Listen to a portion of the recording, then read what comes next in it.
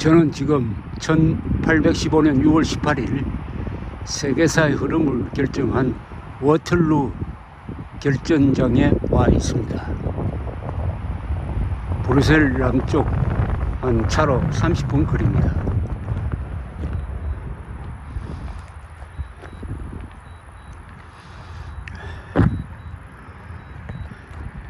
저 피라미드처럼 생긴 게 사자의 언덕이라고 불리는 워털루 결전장 기념물입니다. 제가 있는 이곳에서 저쪽으로 나폴레옹 군대가 쳐 올라갔습니다. 제가 있는 곳이 저 사자의 언덕보다는 좀 낫습니다. 그날 상방 약 14만 명이 여기서 격돌을 하고 나중에는 프러시아 군대 4만 명이 합세를 해가지고 결국 나폴레옹 군대를 꺾게 됩니다. 지금은 이렇게 잡초로 무성한데 206년 전의 경치와 별로 달라진 게 없습니다. 이런 평평한 지역에서 3km 곱하기 3km 평방의 들판에서 포병, 기병, 보병이 격돌했습니다.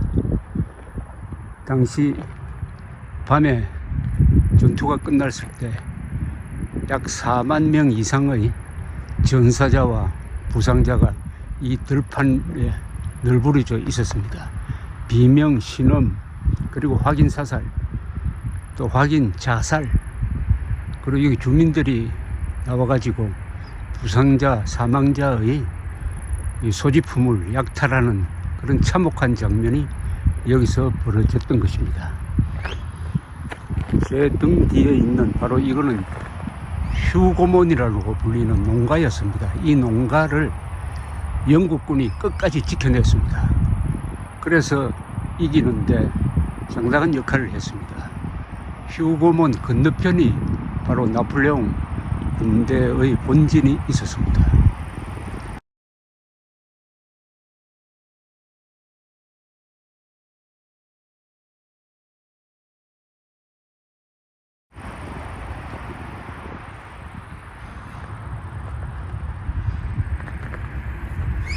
제가 나폴레옹 군대라고 생각하고 저 웰링턴 군대가 포진했던 사자의 언덕 쪽으로 올라가 보겠습니다.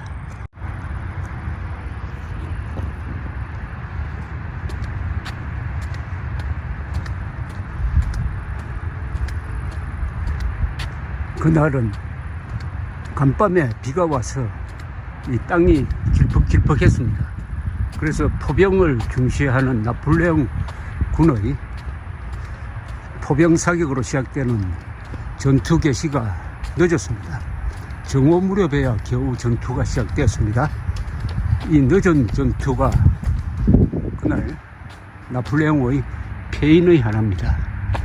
제가 있는 이 방향으로 나폴레옹 군대는 포병 사격 뒤에 보병을 진격시켰지만은 격퇴되었습니다.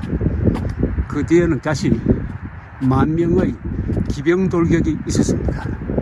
그것도 적진을 돌파하는데 실패했습니다. 마지막에는 저녁 무렵에 나폴레옹의 부적 근위대가 최후의 돌격을 했지만은 그것도 실패했습니다. 그리하여 웰링턴이 종일 나폴레옹의 공세를 견디다가 밤 한 8시쯤 저 지휘소에 나와가지고 모자를 벗어서 흔들면서 총 반격을 지시를 합니다.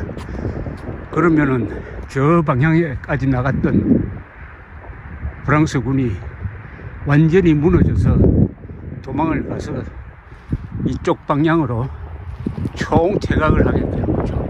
이렇게 해서 나폴레옹 시대가 끝이 나고 나폴레옹은 센트 헬레나 섬으로 귀향을 가고 1815년을 계기로 해가지고 유럽 질서가 재편되는 바로 그 결전의 현장에 지금 제가 와 있는 것입니다. 지금도 프랑스 사람들은 나폴레옹이 웰링턴에 진 게 아니다, 영국군에 진 게 아니다, 저녁 무렵에 합세한 프러시아 군에 졌다, 이렇게 변명을 한다고 합니다. 오랫동안 라이벌이었던 영국군에 나폴레옹이 졌다는 것을 인정하지 않으려고 합니다.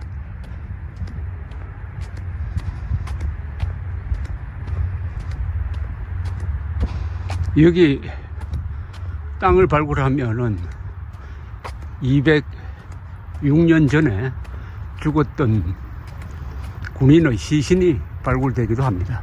근처의 이 박물관에 전시되어 있습니다.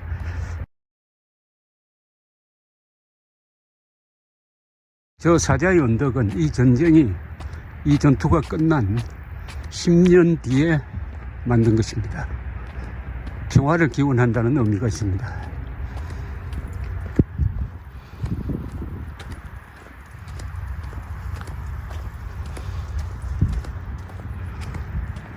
이 좁은 곳에, 더구나 평지에 14만 명이 얽혀서 대포 쏘고 총 쏘고 서로 찌르고 돌격하고 후퇴하고 밟혀 죽고 말도 쓰러지고 하는 전투가 약 10시간 계속되었습니다.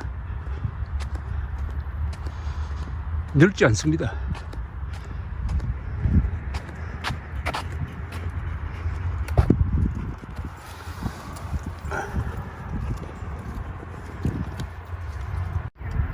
이곳이 영국 말이 끄는 포병이 가장 근접해서 나폴레옹 군대를 공격한 지점이라고 써놓았습니다. 여기까지 포대를 끌고 와서 이 방향으로 프랑스 군을 포격했다는 뜻입니다.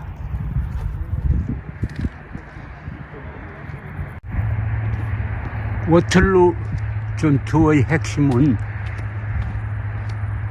프러시아 군이 합류하느냐 아니냐였습니다. 프러시아 군은 그 며칠 전에 나폴레옹 군대에게 패배를 해가지고 후퇴를 했습니다. 그러나 후퇴를 하면서도 이 웰링턴 군대로부터 멀리 떨어지지 않았습니다. 그러다가 전투가 시작되니까 다시 유턴해가지고 오후부터 웰링턴 군대와 합류를 합니다. 나폴레옹은 부하를 보내가지고 약 3만 명의 별동대를 보내서 프러시아군이 합류하지 못하도록 중간에 요격을 하려고 했지만은 그것이 실패를 했습니다. 추적하러 간 프랑스군이 프러시아군을 발견하지 못했습니다.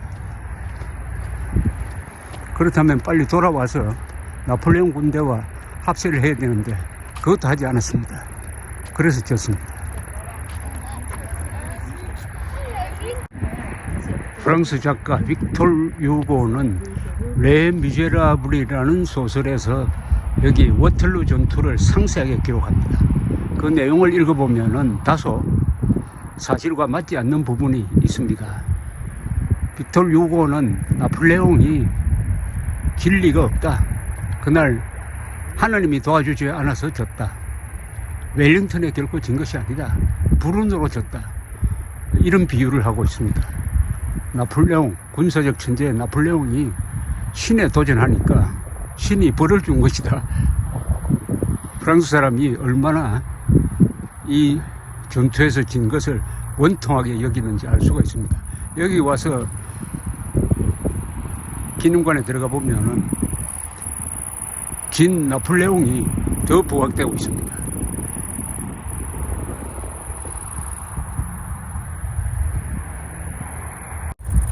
워털루 전투에서 진 나폴레옹은 영국 해군에 항복했다가 영국 해군이 그를 대서양상의 아주 절의 고도인 센트 헬레나 섬으로 끌고 가서 거기 유폐시키고 말았습니다. 그리고 그 6년 뒤 1521년 5월 5일 51세로 죽었습니다. 1840년 그 유해가 다시 파리로 돌아왔습니다. 그리고 그 20년 뒤에 앵발리드라는 전쟁기념관에 묻혔습니다. 거기 가면은 장대한 무덤을 볼 수가 있습니다. 나폴레옹 3세가 선거를 통해서 대통령이 되었다가 나중에 쿠데타를 일으켜서 황제가 됩니다. 그런데 1870년 보불 전쟁에서 졌습니다. 세단에서 포로가 되었습니다. 불운했습니다. 삼촌과 조카가 다 마지막 전투에서 졌습니다. 영국은 항상 마지막 전투에서 이기는 나라로 알려져 있습니다. 보불 전쟁에서 진 프랑스는 복수를 다짐하죠. 그래야 1914년 1차 세계대전이 일어나자 어마어마한 희생을 겪으면서 결국 독일을 이기고 알사스 로렌을 되쳤습니다. 이게 또 독일 사람들의 원한을, 마음속에 원한을 남겨가지고 그게 히틀러를 등장시키고 2차 세계대전으로 갑니다. 나폴레옹의 유산이라고 볼 수가 있습니다.